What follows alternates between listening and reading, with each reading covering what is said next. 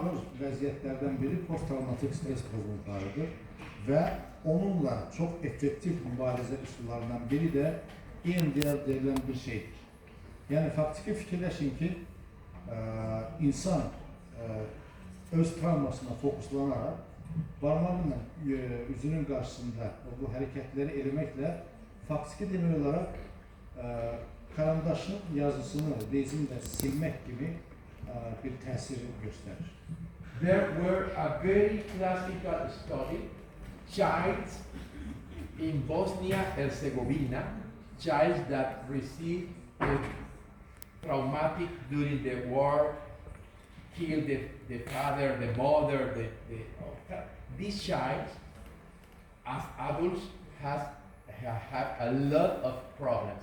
And with this technique, 80% of this person disappear the problems. Əfsuslar olsun ki, son zamanlar çox geniş yayılmış hallardan biri müharibə zonalarında uşaqların travmasıdır. Valideynlər gözlərin qabağına öldürülür, partlayışlardır, səslər, bunlar hamısı bu uşaqlarda onlar böyüyəndə çox böyük travmalara səbəb olur. Və həmən o sadə səslənsə də, o barmaq texnikası bu problemlərin 80%-ni aradan qaldırır. The clinical psychoneuroimmunology is the integration between the emotional, endocrine and immune system in our patients. Klinik psixoneuroimmunologiya qarşımızda olan xəstənin emosional, endokrin və immun sistemlərinin birlikdə araşdırılıb və fəaliyyət göstərməsini öyrənən bir yanaşmadır. The therapeutic physical activity, the focus is exercise as prescription, as a medical intervention. Terapevtik fiziki aktivlik, basit bir formada desək, məşqin dərman kimi təyin edilməsidir. Moderate aerobic exercise improve metabolic syndrome and improve immunity. Orta intensivli aerob məşq metabolik sindromu yaxşılaşdırır və immuniteti gücləndirir. And for the majority of these chronic patients, we need only walk every day. Start 50 minutes, continue with 20, 40, and finally walk minimum 1 hour per day. This is the best idea in order to recover the metabolic dysfunction. Əksər kronik xəstələr üçün sadəcə gəzmək yetərli olur. Yəni, başlasın 15 dəqiqədən, sonra 20 dəqiqə, yarım saat, 40 dəqiqə və nəhayət hər gün minimum 1 saat gəzmək vərdişini əldə etməklə bir çox kronik xəstə özünə kömək edə bilər. The stress training, preserving muscle mass in cancer patients and in the elderly. Yüklərlə məşq eləmək, yəni qanteldir, ştanqadır və s.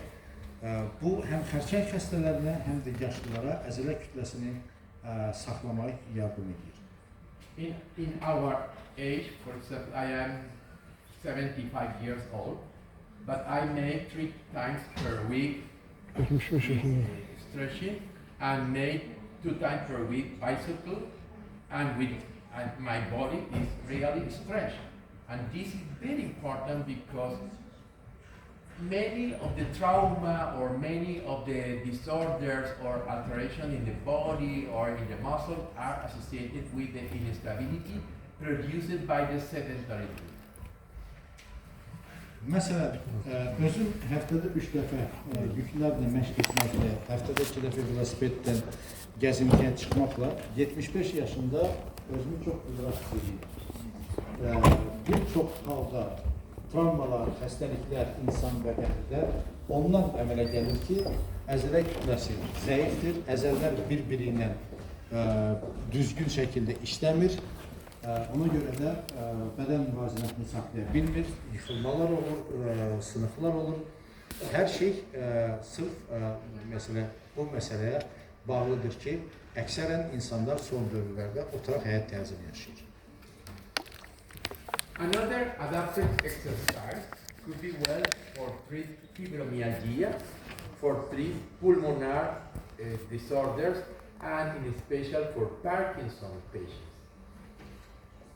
Məşqlər zamanı insan bədəni yaxşılaşır və xəstəliyə uyğun adaptasiya edilmiş məşqlər fibromyalgiyadır, xronik obstruktiv akciğer xəstəliyidir, hətta Parkinson xəstəliyindən belə müsbət nəticə verir. Possibly, you look in internet the video, the patient with Parkinson put in the bicycle 20 minutes and the tremor disappeared. Özünüz videonu axtara bilərsiniz internetdə. Ən titrəməsi ilə, ətrafların titrəməsi ilə olan xəstə velosipedlə məşq edir və bununla da tremor yox olur. The lifestyle medicine, the focus is the modification of the behavioral factors to reverse or to prevent disease. Həyat tərzi təbabəti xəstəliyin müalicəsi, geri çevrilməsi və eyni zamanda profilaktikasına yönəlmiş müdaxilədir.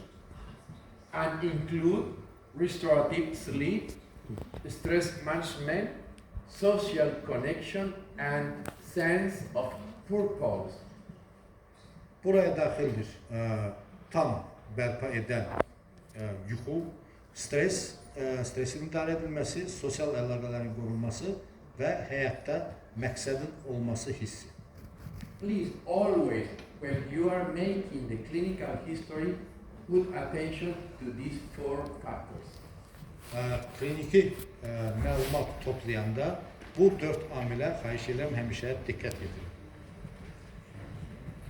And in the lifestyle, we need prevent and we need make treatment in special related with chronic and non-transmittable diseases. Həyat tərzi müdaxilələri olduqca vacibdir, əsasən 2 halda, xroniki xəstəliklərdə və qeyri-yoluxucu xəstəliklərdə. The evidence are many studies. For example, remember the blue zones in Japan and in these countries, people with 100 years old in a very good quality of health. The orange style medicine in the United States that proves that if you are eating well, making exercise, and breathing and relax every day, you could obtain the older kind, 80s or 90s, in a very, very good condition. Bunun sübutu kimi, bunu qeyd eləmək olar ki, hamımız bilirik ki, dünyada elə zonalar var ki, onlara xüsusi zonalar deyilir. Orada insanlar 100 il və daha çox yaşayır. Yəni burada xüsusi Amerika mütəxəssisləri tərəfindən araşdırmalar aparılmışdır və sübut olmuşdur ki, qidalanmadır, havadır, həyat tərzidir, əsəblikdən kənarda olma əslində insana tam keyfiyyətli şəkildə 80, 90, 100 və daha çox yaşama imkan yaradır. And the microbiota medicine really this is in extreme important because we are only 10% humans because the 90% are the microbes in our body. Hücrə baxımından götürsək, ümumi hücrələrimizin yalnız 10%-i bizim bədənimizə aiddir. Qalan 90%-i mikrobiotadır. Ona görə də mikrobiotaya diqqət yetirmək olduqca vacibdir. Therapies for microbiota disorders, personalized probiotics, because today we could take a stool, make ADN, and recognize which bacteria are really low in order to administer this type of bacteria.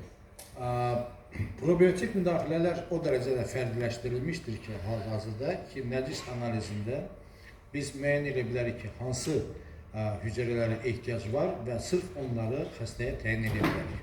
The next factor is diet rich in probiotics, for example, chucrut or kombucha or kimchi. Many different types of food around the world are fermented and contain a big amount of probiotics.